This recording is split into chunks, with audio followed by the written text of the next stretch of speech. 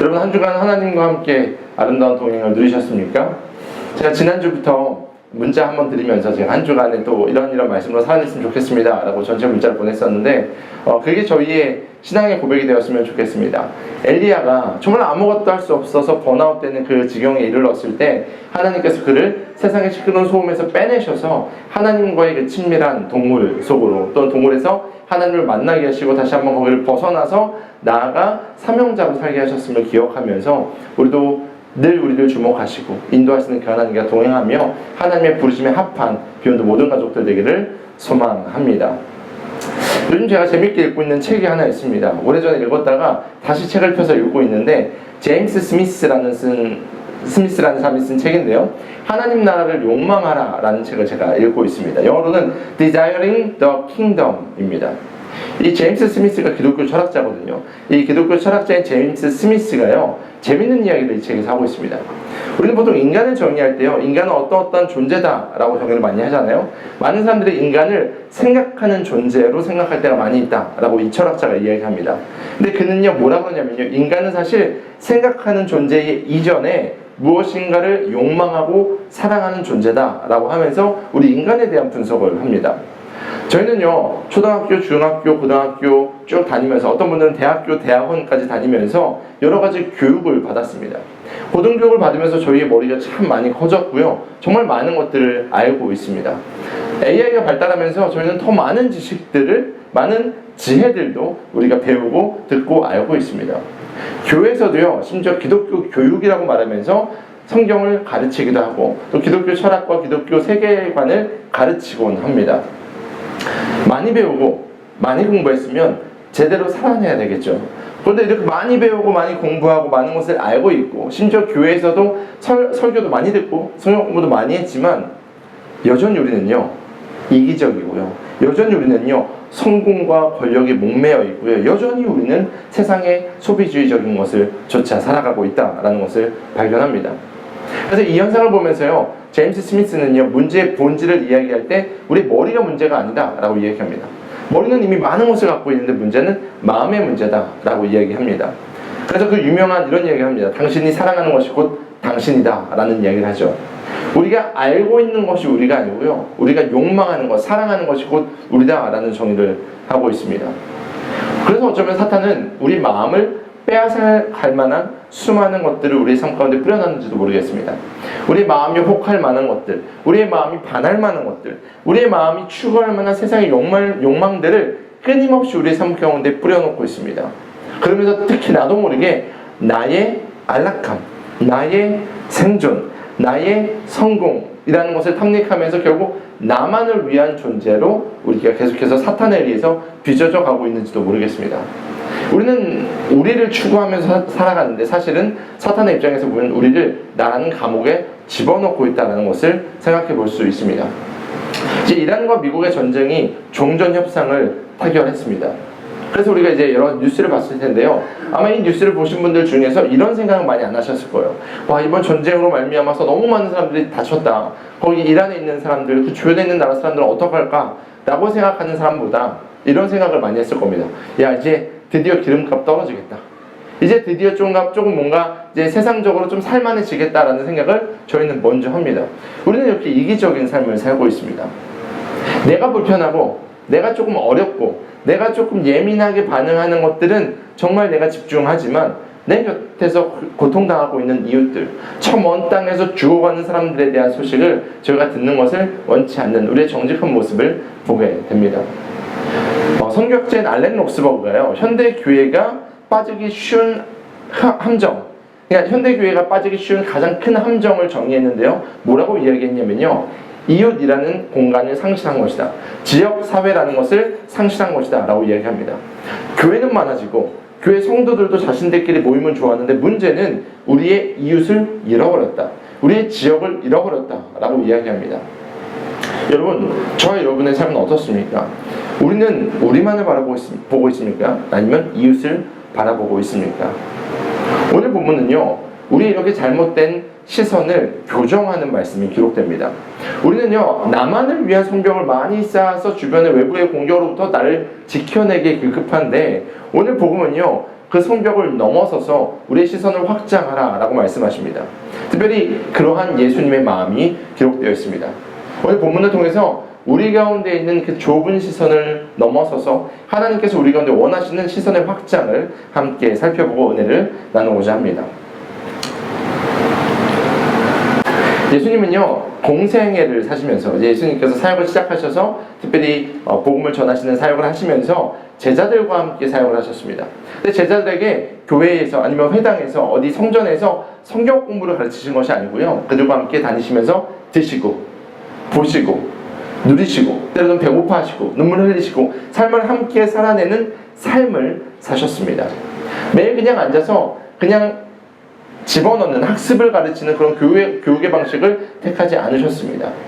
예수님은요, 전생의 삶을 통해서 하나님 나라는 이런 것이야 라는 것을 제자들에게 보여주는 도제교육, 삶으로 직접 함께 살아내는 교육의 방식을 택하셨습니다. 오늘 본문도요, 그러한 예수님의 교육 방식이 드러나는 말씀인데요, 우리 35절 말씀을 함께 읽어보도록 하겠습니다. 함께 읽습니다. 시작. 예수께서 모든 도시와 나라를 둘러다니시면서 모든 사람에게 요단에서 가르치며 하늘 나라의 복음을 선포하며 온갖 질병과 온갖 아픔을 고쳐주셨다. 아멘.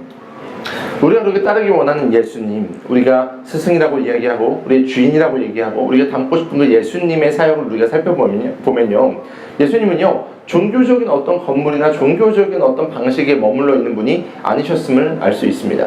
그 당시에 이스라엘의 예루살렘은 성전이 있었고요, 그 예루살렘 성전과 주변의 회당에서는요, 엄청난 종교적인 교육이 이루어졌습니다. 그런데 예수님은요, 그곳에서 넘어서서 인간의 삶에 구체적으로 들어가셔서 인간의 삶을 살펴주셨습니다. 말씀을 보면요, 모든 도시와 모든 마을을 두루 다니셨다라고 이야기합니다.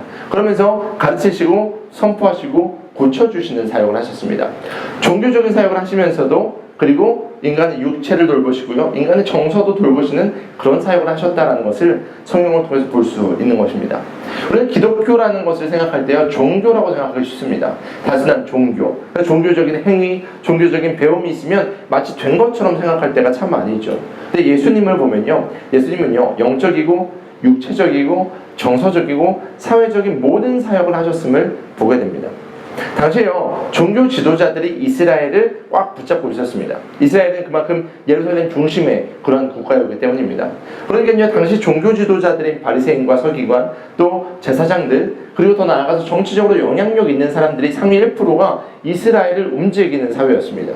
그 당시에 예수님이라는 슈퍼스타가 등장했을 때 당연히 그들은 예수님을 자신의 편으로 끌어오고 싶었습니다. 자신들과만 교제하기를 원했습니다. 근데 성경을 보면요, 예수님은요, 사실 그런 자들과 하나님의 나라의 비밀에 대해서 말씀하시는 것이 아니라 소외된 한 영혼을 찾아가셔서 그들의 삶 속에서 하나님 나라의 복음을 선포하시고 그들의 하나님 나라를 맛보게 하시고 그들이 결국 하나님 나라의 비밀을 알게 하셨다는 것을 알 수 있습니다. 그러니까 당시의 종교 지도자들과는 예수님은 전혀 다른 행보를 하셨음을 성경을 통해서 볼 수 있습니다. 그런데 예수님은 그렇게 사역을 하시면서 누구와 다니셨다고요? 제자들과 다니셨습니다. 예수님은요, 지금 제자들에게 이렇게 보여주신 겁니다. 너희는 종교 생활을 하는 사람이 아니야. 삶을 만지고 삶을 돌보는 사람이야 라고 예수님은 제자들에게 몸소 삶을 통해서 보여주신 겁니다. 사랑하는 여러분, 이 예수님의 복음은요, 이 아름다운 복음은요, 기독교만의 어떠한 교회만의 어떠한 소수 엘리트만의 소유물이 아닙니다. 예수님 때도 그랬고요, 지금도 마찬가지고요, 복음은 그렇게 누군가의 소유가 아닙니다. 특정 집단, 특정 민족, 특정 국가의 것도 아닙니다. 심지어 저와 여러분만의 것도 아닙니다. 하나님의 복음은요, 세상 모든 사람들에게 필요한 하나님의 비밀, 은혜입니다. 예수님은요, 그래서 말로만 설교하지 않으셨습니다. 직접 두루 다니면서 그 말씀을 듣지 못하는 사람을 찾아가셔서 몸소 복음이 무엇인지를 보여주십니다. 그런 예수님의 행보에 이제 마음이 위로받고 삶이 변화되고 아픔이 고쳐지고 상처가 치유된 수많은 사람들이 몰려들기 시작합니다. 마태복음 말씀을 보면요, 예수님께서 이렇게 말씀하십니다. 시작. 예수께서 무리를 보시고 그들을 불쌍히 여기셨다. 그들은 마치 목자 없는 양과 같이 고생에 지쳐서 기운이 빠져 있었기 때문이다. 보세요. 사회적으로 소외받았고 사회적으로 종교인들과 소위 말하는 상위 1%들과는 교제할 수도 없었던 세상에 많은 사람들이요, 예수님께서 삶에서 그들을 돌봐주시고 치료해주시고 하늘나라의 비밀을 말씀하시니까요, 예수님 주변에 몰려들기 시작합니다. 근데 성경은 이들의 이름을 적지 않습니다. 이들의 어떠한 직업도 적지 않습니다. 뭐라고 표현하냐면요, 무리라고 표현합니다. 이 무리라는 단어는요, 당시의 바리새인, 서기관들, 이러한 사회의 엘리트로부터 소외된 일반 사람들을 이야기합니다. 때로는요, 종교적인 정죄 가운데 야 너희는 왜 이렇게 죄인처럼 사냐 라고 이야기해서 소외된 사람일 수도 있습니다. 지금 말하는 nobody, 하지만 매우 중요한 하나님 나라의 somebody가 무리라는 단어로 불리고 있습니다. 이름이나 사회 계층으로도 불리지 못한 그들이 누구에게 몰려들고 있습니까? 지금 예수님께 몰려들고 있습니다. 근데 그 몰려드는 인파들을 예수님께서 어떻게 하셨다고 성경은 말하고 있습니까? 바라보셨다라고 말합니다. 바라보셨다. 여기서 말하는 바라보셨다는 것은요, 그냥 육체적으로 이렇게 시선을 가져갔다라는 의미가 아닙니다. 성경을 보면요, 하나님은 늘 하나님의 백성들에게 관심이 있으셨습니다. 출애굽을 할 때도 출애굽기에 보면요, 이스라엘 백성들이 이집트의 핍박에 의해서 힘들 때에 하나님께서 이렇게 말씀하십니다. 주님께서 다시 말씀하셨다. 나는 이집트에 있는 나의 백성이 고통받는 것을 똑똑히 보았고, 뭐라고요? 고통받는 것을 보았고, 또 억압 때문에 괴로워서 부르짖는 소리를 들었다. 그러므로 나는 그들의 고난을 분명히 안다. 하나님은요, 늘 자신의 백성들에게 시선이 고정되어 있으십니다. 바로 저와 여러분에게, 세상의 많은 민족들에게 하나님의 시선이 있다라는 것을 성경은 말하고 있습니다. 근데 바로 그 시선을요, 인간의 몸으로 오신 예수님께서 이돈이라는 단어로 실제로 그들을 주목하셨다라고 성경은 말하고 있는 겁니다. 그렇게 바라보시니까요, 예수님에게 이런 마음이 드셨습니다. 말씀을 다시 한번 읽습니다. 시작. 예수께서 보시고 그들을 불쌍히 여기셨다. 그들은 마치 목자 없는 양과 같이 고생에 지쳐서 기운이 빠져 있었기 때문이다. 아멘. 오늘 말씀은요, 우리의 시선이 아니라 하나님의 시선을 갖자 라는 주제로 말씀을 전하는 거예요. 지금 그 프로세스를 보셔야 됩니다. 지금 예수님이 사역을 하시니까 사람들이 몰려들고 있어요. 근데 그 몰려드는 사람을 예수님께서 바라보셨는데, 그냥 바라보신 것이 아니라 하나님이 자신의 백성들을 바라보는 마음으로 바라보셨는데, 어떤 마음이 드셨다고요? 불쌍히 여기는 마음이 드셨다, 성경은 말하고 있습니다. 한국어로는 이제 불쌍하다라는 단어를 썼고요, 영어로는 compassion이라는 단어를 썼는데, 원어를 보면요, 스플랑크니조마이라는 단어를 씁니다. 스플랑크니조마이. 이 스플랑크니조마이라는 헬라어 단어는요, 좀 더 구체적인 마음의 상태를 표현하는 겁니다. 여러분, 한문으로 애 끓다, 오늘 찬양으로도 계속했는데 애 끓는 마음 들어보셨죠? 애가 끓는 마음, 애가 타는 마음, 이런 단어입니다.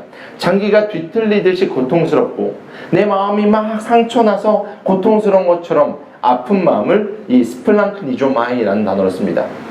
다시 보면요, 예수님께서 무리를 보셨는데 보시니까 이런 마음이 드신 거예요. 막 애끓는 마음이 드신 겁니다. 막 창자가 뒤집히는 것처럼 고통스러운 마음이 드신 거예요. 제가 전공을 선교로 했거든요. 이제 많은 사람들이 선교에 대한 정의를 물어봅니다. 목사님, 선교는 뭐라고 정의하십니까? 많은 학자들이 선교에 대해서 정의를 했습니다. 근데 저는 멋있는 정의 말고요, 전 성경을 보니까요, 바로 이 말씀을 통해서 하나님의 마음이 선교다라고 이야기합니다. 하나님의 애끓는 마음. 선교는요, 바로 여기서부터 시작됩니다. 마음이 너무 아프니까, 마음이 너무 힘드니까요, 그들에게 나아가서 그들을 회복시키는 것, 이것이 바로 하나님의 선교의 시발점이 된다라는 것입니다. 마치 그들의 모습이 어떻다고요? 고생에 지쳐있는 양떼와 같았다라고 이야기합니다. 생각해보세요. 광야가 있습니다. 우리나라처럼 들판이 아니에요. 이제 이스라엘이나 이집트나 주변의 근동국가를 가시면요, 아주 협곡에다가 아주 풀 하나 없는 그런 광야예요.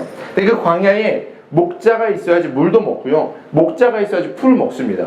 목자가 있어야지 밤에 곰에게도 지켜주고 늑대에게도 지켜줘요. 근데 이 양들이요, 이 무리들이요, 뭐가 없다고요? 목자가 없어요. 꾀죄죄했을 거예요.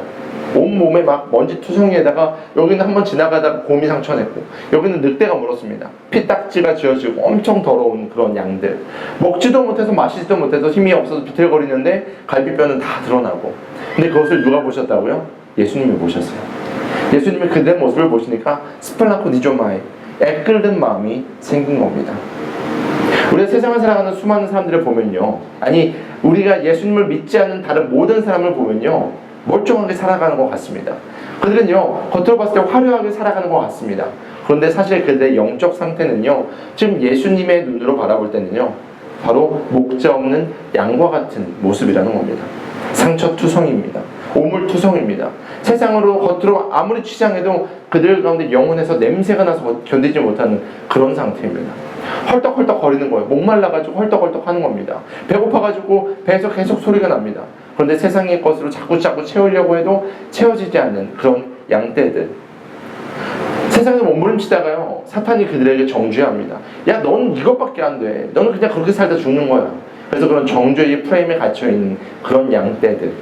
이것이 바로 예수님이 세상에 있는 무리들을 바라봤을 때 드는 마음이다 라고 성경이 말하고 있는 겁니다. 예수님이 그래서 말씀하십니다. 그들에게 목자가 필요하구나. 그들에게 목자가 필요하구나. 근데 예수님께서 이 무리들을 그 애끓는 마음으로 보시는 것에서 그치지 않습니다. 성경을 보면요, 예수님이 제자들에게 이렇게 말씀하십니다. 제자들에게 하신 말씀을 같이 한번 읽어봅시다. 함께 읽습니다. 시작. 그래서 제자들에게 말씀하셨다. 추수할 것은 많은데 일꾼이 적다. 그러므로 너희는 추수하는 중인 게 일꾼들을 그의 추수밭으로 보내시라고 정하여라. 아멘. 이 말씀 아마 신앙생활 해보셨는데 처음 들어보신 분들은 거의 없을 겁니다. 보통 이 말씀을 전할 때, 우리 전도 축제 할 때, 전도하자 이럴 때 이 말씀을 보통 많이 본문으로 인용합니다. 맞습니다. 많은 사람들에게 가서 공격적으로 복음을 전해야 된다라는 말씀도 이 말씀이 품고 있는 뜻 중에 하나입니다. 근데 저는 오늘 하나님의 마음과 하나님의 시선을 좀 보자 그랬잖아요. 왜 예수님께서 추수할 것은 많은데 라고 하시면서 이런 말씀을 하셨을까를 보는 겁니다. 지금 추수할 것으로 묘사된 사람들의 상태가 어떻다고요? 무리라는 단어를 썼고요. 그들은 목자를 잃어버린 양과 같다고 말씀드렸고요. 그래서 그들은 찢겨지고 더럽혀진 영혼들이다 라는 겁니다. 그리고 그것을 본 예수님의 마음은 어땠다고요? 찢어지듯이 아팠다는 겁니다. 애끓는 마음이 예수님께 있었다는 겁니다. 그래서 복음을 전해야 된다 라고 예수님께서 말씀하신 것이죠. 그런데 예수님은요, 그 추수할 것이라고 이제 표현된 그 무리들을 봤을 때 이렇게 말씀하지 않으셨어요. 소망 없는 자들, 쓸모없는 자들, 저 아무것도 아닌 자들이라고 말씀하지 않으셨어요. 지금 뭐라고 말씀하셨죠? 추수할 것이라고 말씀하셨습니다. 생각해보세요. 지금 목자 없는 양의 상태가 어떻다고요? 냄새나고 뼈가 드러나고 상처투성인 그런 자들이에요. 그러면 예수님도 그들에게 소망 없는 자들, 시대가 끝났어 이렇게 말씀하실 수도 있잖아요. 근데 지금 예수님의 시선은 어떻다고요? 그들을 추수할 것으로 보고 있다라는 것이 포인트입니다. 세상은요, 소망이 없어 보입니다. 끊임없이 분열하고요, 전쟁이 일어나고요, 기근이 있고요, 핍박하고요, 난이고요, 그들 가운데 수많은 문제들이 가득합니다. 죄악이 관영하는 것이 오늘 이 시대의 모습입니다. 뉴스를 틀면요, 소망적인 뉴스가 나오지 않습니다. 보세요, 소망이 없으니까 막 이렇게 슬픈 울음이 나오잖아요. 네, 소망할 것 아무것도 없는 것이 이 시대의 모습이라는 거죠. 그런데 하나님은요, 그 세상을 바라보실 때 소망 없음으로 보지 않으셨다라는 것이 오늘 말씀에 되게 중요한 부분입니다. 하나님은요, 이 땅을 보시면서 은혜가 필요한, 그래서 은혜가 시작되는 현장으로 보셨다라는 겁니다. 예수님은요, 한순간도 세상에 대한 소망을 접으신 적이 없습니다. 그래서 하나님의 시선으로 예수님께서 제자들에게 말씀하신 겁니다. 이 땅은 추수할 것이 많은 지금 황금들역이야 라고 말씀하신 겁니다. 우리의 눈으로 세상을 바라보면요, 세상은 소망이 없습니다. 거짓과 부패가 가득합니다. 그래서 아무것도 안 될 것 같습니다. 하지만 하나님의 시선으로 세상을 보면요, 추수할 것이 많은 곳이 될 수 있다는 것입니다. 단순히 오늘 이 말씀이요, 이제 추수할 것이 많기 때문에 복음을 전할 일꾼을 보내달라 이런 1차원적인 말씀이 아닙니다. 예수님이요, 제자들에게 이것을 누구에게 기도해라? 하나님께 기도해라 라고 말씀하시잖아요. 근데 하나님의 눈으로 세상을 바라보고 기도한 제자들이 어떻게 됐을까요? 아마 상상해보건대 이랬을 겁니다. 하나님 앞에 하나님 추수할 것이 많은데 일꾼이 필요하다고 합니다. 일꾼을 보내주십시오 라고 기도하기 시작하면요, 아마 하나님의 마음으로 이 땅을 다시 한번 보게 될 겁니다. 그러면 그의 마음속에는 이런 마음이 들 겁니다. 아, 지금 누구를 보내달라는 것이 아니라 내가 그 일꾼 돼야겠구나, 내가 예수님이 하신 것처럼 나가서 복음을 전해야겠구나.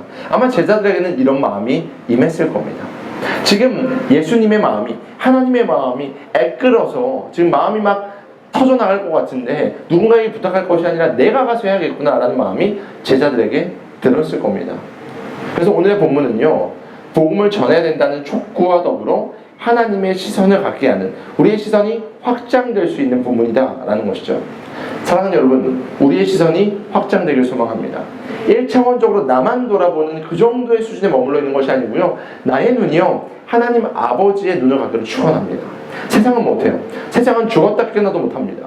지금 나에게 완전하게 갇혀서 나에 갇혀있는 이 세상, 심지어 우리나라, 우리 어떤 공동체, 심지어는 우리 정당, 우리의 법칙을 이야기하는 이 시대의 모습을 우리가 지금 보고 있잖아요. 그런데 하나님은요, 그것을 넘어서서 하나님의 마음으로 열방을 바라보길 원하신다는 것을 성경은 말하고 있습니다. 복음은요, 온 세상을 구원하는 하나님의 능력입니다. 믿으십니까? 그 복음을 우리는 갖고 있습니다. 믿으십니까? 그래서 우리에게 필요한 것은 바로 그 하나님의 마음, 하나님의 눈입니다.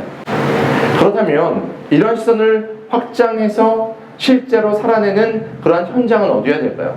저는 하나님의 마음이 물리적으로 함께 경험되는 공간이 있어야 된다고 생각합니다. 그게 바로 교회입니다. 특별히 우리가 섬기는 비욘드 처치여야 된다고 생각합니다. 바로 그 시선의 확장이 경험되는 곳이 이곳이 돼야 된다라는 것입니다.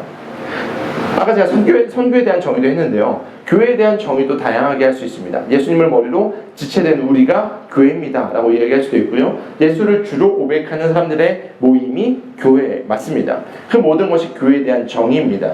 그런데 그런 정의 말고도 교회 공동체가 실제적으로 하나님의 마음으로 바라보고 하나님의 마음으로 빚어져 나가야 되는 것도 사실입니다. 우리가 열심히 말씀을 나누고 우리가 열심히 성경 공부도 하고 우리가 열심히 기도도 하지만 만약에 우리가 모이는 이 공동체가 말씀과 동떨어져 있다면, 하나님의 마음과 멀어져 있다면 우리 공동체는 교회가 아닐 것입니다. 마치 정죄하며 세상의 무리들을 바라봤던 바리새인들이 모이는 회당의 모습과 같을 수도 있습니다. 세상에 시끄러운 논리가 들어온 시장 바닥이 될 수도 있습니다. 아니면 자신들끼리 좋아서 모이는 취미 소그룹이 될 수도 있습니다. 그런데 교회는 하나님의 마음이 그리고 하나님의 뜻이 경험되고 이루어지는 공간이 되어야만 합니다. 세상에서는 마실 것도 못 찾고 먹을 것도 못 먹고 온몸이 물어뜯겨서 상처투성이어서 정말 쉬고 싶은데 쉬지 못한 그 영혼들이 교회에 나와 예배드릴 때 마음껏 쉴 수 있고 마음껏 하나님의 사랑을 누릴 수 있고 누군가에게 이름이 불려질 수 있는 곳, 바로 그곳이 교회가 되어야 될 줄 믿습니다. 그 교회는요, 우리 모두가 함께 세워나가는 겁니다. 우리 키즈들이요, 11시에 예배드립니다. 지금 여러분이 예배드릴 때 되게 조용하죠. 근데 11시 예배 드리면요, 아주 장난 아닙니다. 엄청 에너지가 넘치고요, 막 시끄러운 예배가 진행됩니다. 이번에 저희가 이제 2주년 예배 드릴 때, 저 뒤에 보시면 2주년 감사 카드를 쓰게 했고, 또 소망하는 것들을 쓰게 했습니다. 그런데 그때에 우리 키즈 아이들이 몇 개를 적어서 이렇게 딱 걸어놨습니다.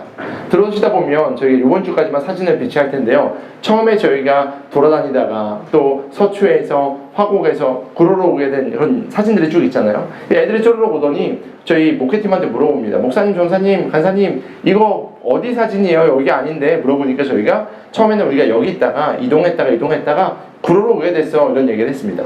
그러니까요, 우리 키즈들이 뭐라고 썼냐면요, 이렇게 편지를 썼습니다. 비욘드 처치가 구로에 와서 감사합니다, 이렇게 썼어요. 저는 그 글을 보고요, 눈물이 핑 돌았습니다.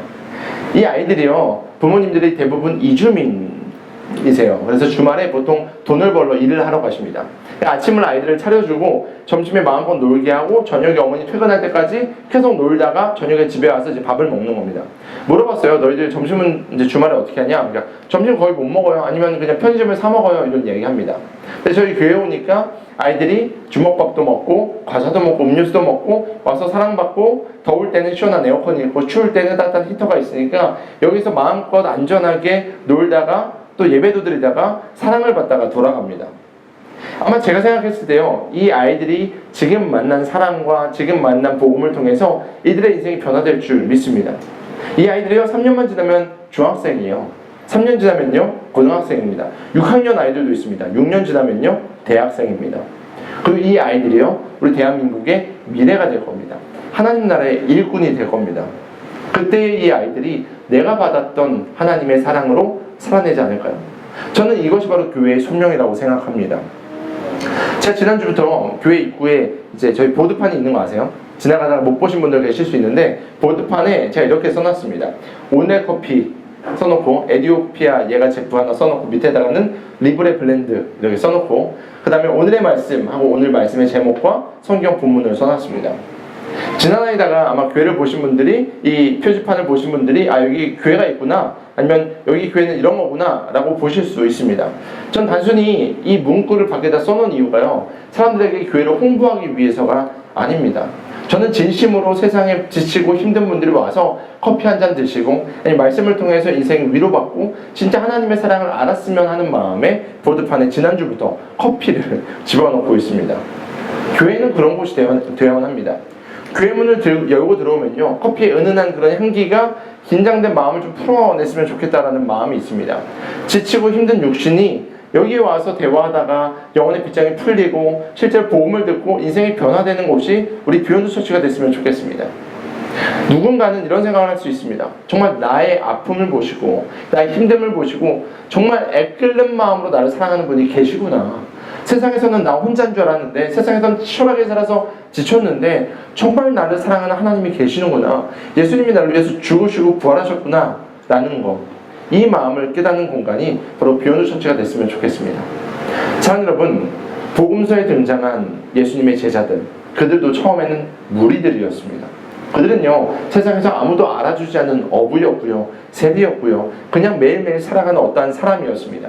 그런데 예수님이 그들의 이름을 친히 불러주셨고 그들과 함께 사시면서 교육하셔서 복음을 전해주셨고 그래서 그들이 하나님의 나라를 경험하고 나니까요 목숨을 걸고 복음을 전하는 사람이 되었습니다. 우리도 마찬가지입니다. 저와 여러분도요 무리였습니다. 하나님이 보시기에 애끓는 마음이 있는 상처투성이인 양이었습니다. 지금 우리는요 영적인 눈으로 봤을 때요 아마 아주 윤기가 나는 살도 많이 찐 좋은 양일 겁니다. 근데 하나님께서 우리 가운데 이 양으로 머물러 있기를 원하지 않으신다라는 것 알고 계십니까? 예수님께서 제자들에게 오늘 이 말씀을 왜 하셨을까요? 하나님은 오늘 우리에게 이 말씀을 왜 주셨을까요? 이제 우리에게도 이 기도를 하라고 말씀하신 게 아닐까요? 추수할 것은 많은데 일꾼이 적구나. 그래서 그 일꾼을 보내달라고 주님께 기도해라. 하나님께서 말씀하십니다. 그렇다면 우리가 기도할 때에 우리 가운데도 하나님의 그 애끓는 마음이 임할 줄 믿습니다. 이제 우리도 우리의 자리를 넘어서서 세상에서 복음을 살아내는 자들에게 소망합니다. 세상을 봤을 때 정죄하거나 저들은 왜 그래 나빴어 더러워 라고 얘기하는 것이 아니라 저들은 저렇게 까칠한 이유는 저렇게 예민한 이유는 정말 세상에 물어뜯기고 못 먹고 못 마시고 사랑을 못 받아서구나 라고 생각할 수 있는, 그래서 그들을 향한 아버지의 마음으로 그들에게 복음을 전해야겠다라는 애끓는 마음이 우리 가운데 임하기를 소망합니다. 이번 한 주간 목자 되신 주님의 시선으로 그들을 중보하며 바라볼 때에 스플랑크 니조마의 그 애끓는 마음이, 하나님의 마음이 우리 가운데 임할 줄 믿습니다. 그리고 우리 공동체가 언제든지 그런 사람들이 찾아와서 쉴 수 있는 공간, 언제든지 그런 사람들이 와서 사랑을 경험하는 공간, 언제든지 그들이 변화되어서 세상에 다시 나아갈 수 있는 그런 아름다운 공동체들을 예수님의 이름으로 축원합니다.